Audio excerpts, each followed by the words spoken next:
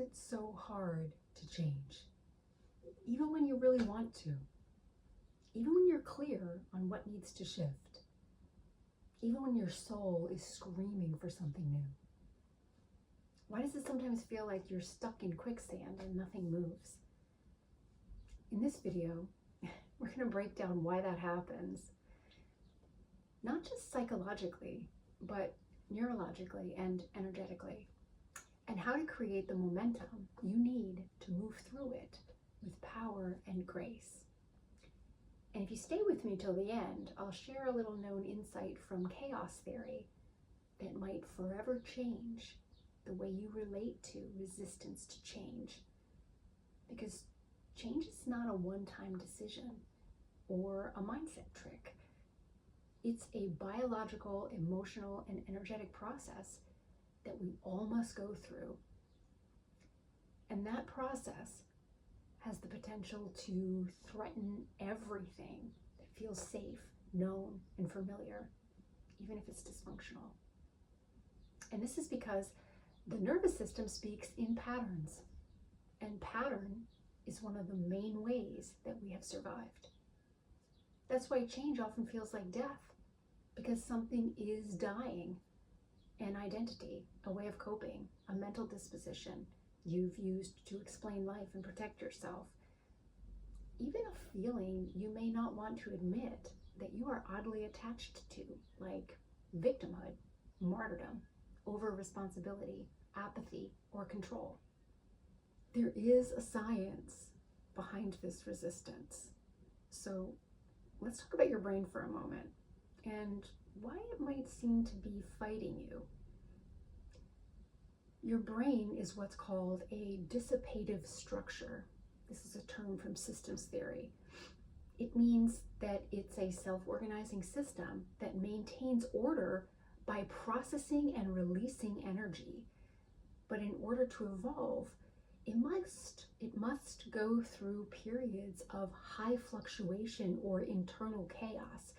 As Bill Harris, pioneer in the field of binaural brainwave entrainment and personal transformation, explains, when the brain receives more input or fluctuation than it can integrate within its current organizational system, it either breaks down or reorganizes into a higher order.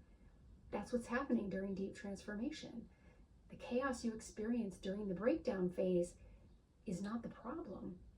It's the portal through which you pass into reorganization on a higher level. But the mind pushes back because the brain has one predominant and primary directive: keep you safe by maintaining homeostasis. When you try to create a new habit, turn over a new leaf, or visualize a new life, your brain scans its stored data and goes, wait, this doesn't match our survival blueprint. And it triggers internal alarms. Discomfort. This doesn't feel good. I'm going to be sore or in pain, or my body isn't built for this. I should stop, I'll injure myself. Fear. If I change too much, I'll stand out and draw too much attention to myself or make a fool of myself. My friends and family won't like me anymore. I'll be ridiculed, cast out, or fail miserably. Sabotage. I don't really want this. I've never been able to sustain change. I can take one day off and then two, and maybe I can skip this step. I have my own ideas about how this should go instead of listening to the experts. Cravings. A small cheat meal, a cookie, a cigarette, a drink, it won't hurt. Or, it's okay to spend this money I don't have. There's a reason why credit cards exist. Fatigue. I don't have energy for this. I need to go to bed. I can't sustain the energy level needed to keep this up. And even anxiety. I'm freaking out. This will never work. It's too much pressure and too much responsibility. I can't do this anymore. They have a name for this. It's called prediction error, when your conscious desire contradicts your subconscious programming. The resistance you feel isn't personal failure. It's your brain doing its job. Your brain's core purpose is protection, and it will default to the familiar, even if familiar means patterns that limit you or cause you pain. As trauma expert Dr. Paul Conti explains, so much goes on in our unconscious mind that becomes becomes deterministic, and we don't see how our story got hijacked. That story gets written into our neural architecture, and it keeps playing out on repeat unless we learn how to consciously rewrite it. This is where understanding neuroplasticity is helpful.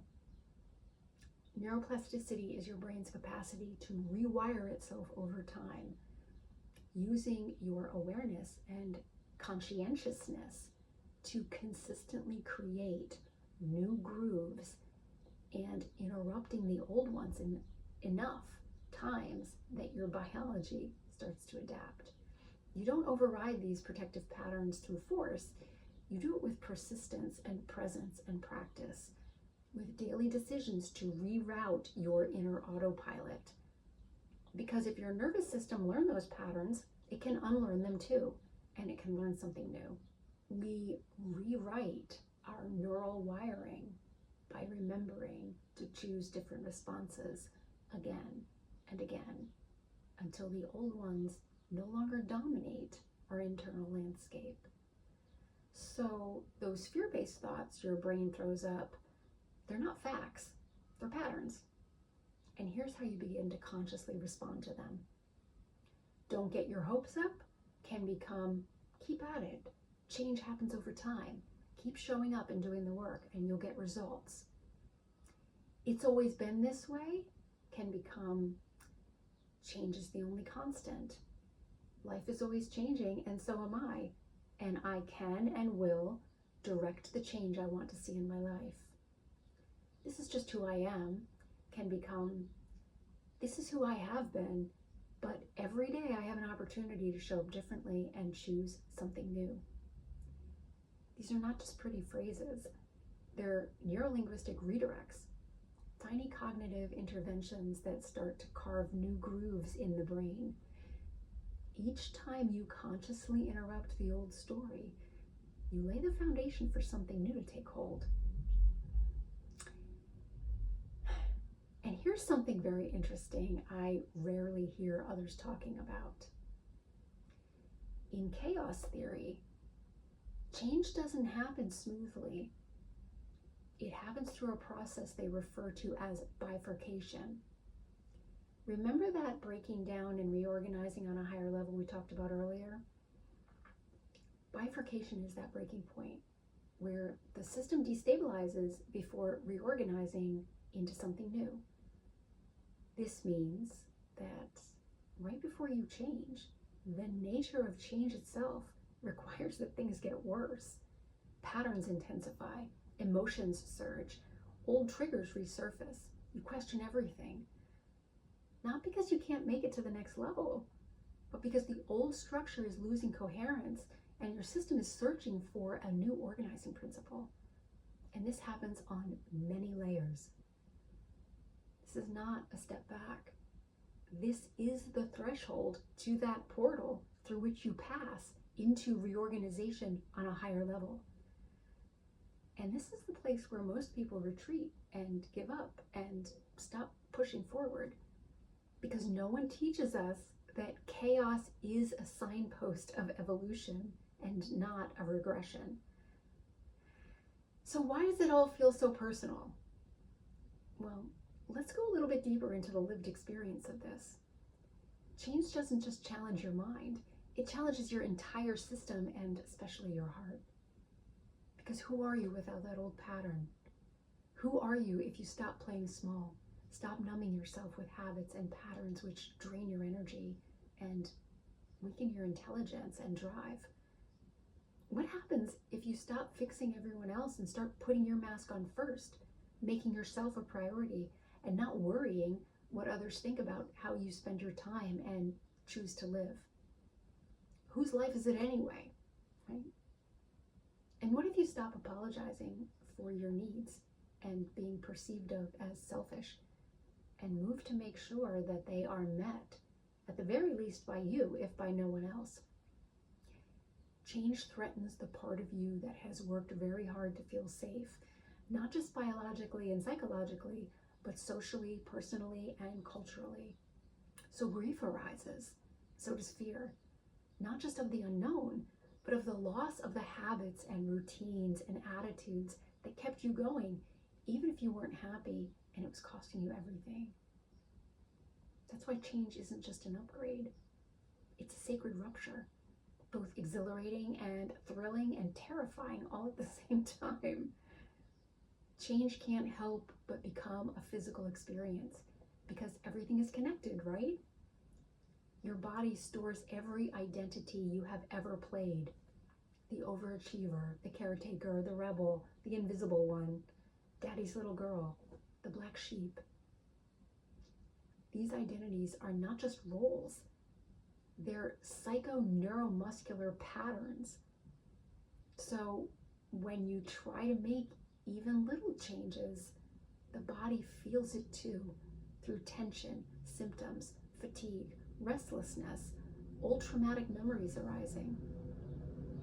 Your fascia, nervous system, and hormones all participate in your current identity, and they must be compassionately relieved of their old duties and retrained through safety and presence and consistency. That's why discipline is not a bad word, and most definitely not punishment. It's devotion to your own and humanity at large's evolution, and therefore really needs to be seen as love in action. Yes, discipline equals devotion, which equals love in action. Unfortunately, though, this is where most people give up and jump to the next book or practice or healer or coach. Not because they're flaky or not committed, but because they mistake chaos for wrongness. They think discomfort means not aligned, which it very well might be. But it's more possibly a big pattern breaking apart and the labor pains of a new way of being coming forth. These breakdowns can look like insomnia, emotional overwhelm, crying spells, body tension, or even physical illness. But they're not setbacks, they're releases.